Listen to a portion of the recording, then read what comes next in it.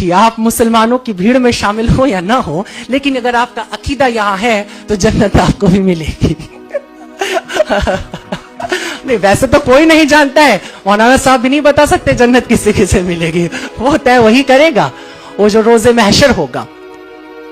पैगंबर साहब की जिंदगी की 3 बातें बड़ी खूबसूरत हैं और बड़ी कीमती हैं, जिसे पूरी दुनिया, जिससे मुझे लगता है मुतासिर होती है। उसमें पहली मैंने कह दिया कि ईश्वर में अगाध निष्ठा, ईश्वर के अतिरिक्त कुछ भी नहीं है। ये पहली बात है जो उनके कैरेक्टर से हमने सीखी और पूरी दुनिया को सीखना चाहिए, सीखती है।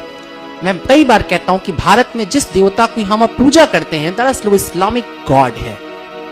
उस ईश्वर को भी कहीं ना कहीं से हमने इस्लाम से सीखा है। वो गॉड वैदिक नहीं है, अभी कुछ अलग है। हम मूर्तियां बना के रखते हैं, बात अलग है, लेकिन वो मूर्तियां कुछ ऐसे से हजी कहता है, यहां तो हर घर में एक काबा होता है।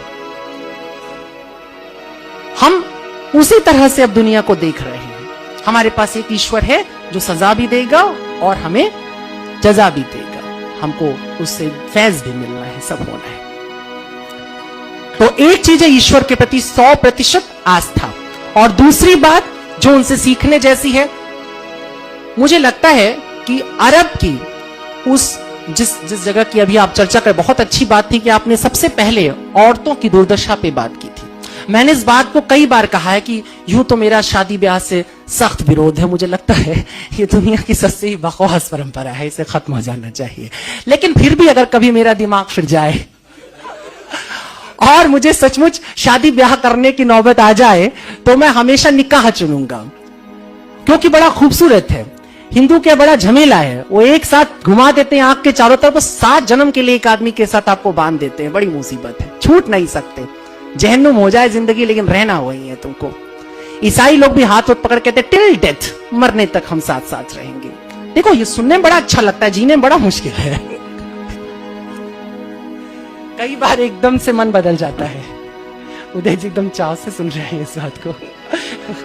लेकिन ऐसा है, पर इस्लाम बड़ा क्लियर है, और उसके क्लियर होने की वजह थी, बहुत जरूरी था, क्योंकि औरतों की स्थिति बहुत खराब थी। तो सबसे पहले औरतों के हक में जो बात होती है वो हमको 1450 साल की रवायत के, आज के समय से मत सोचो, उस जमाने के मॉडर्निज्म पे जाओ, उस जमाने के मॉडर्न थॉट के ऊपर जाओ कि किस तरीके से पैगंबर साहब ने औरतों को उनका हक दिया और कहा कि नहीं, शादी होगी तो औरत तय करेगी। तय करेगी माने वो कबूल है बोलेगी तो कबूल, नहीं बोलेगी तो नहीं। और अगर कबूल है, वो कहती है, तो ये भी वो तय करेगी कि ये कितनी इंश्योर्ड होने वाली है शादी। वो मेहर की जो रकम, अभी तो सुनते कई जगहों पे 750 रुपए में निपट जाता है, और वो भी पहले ही दिन माफ करा दिया जाता है।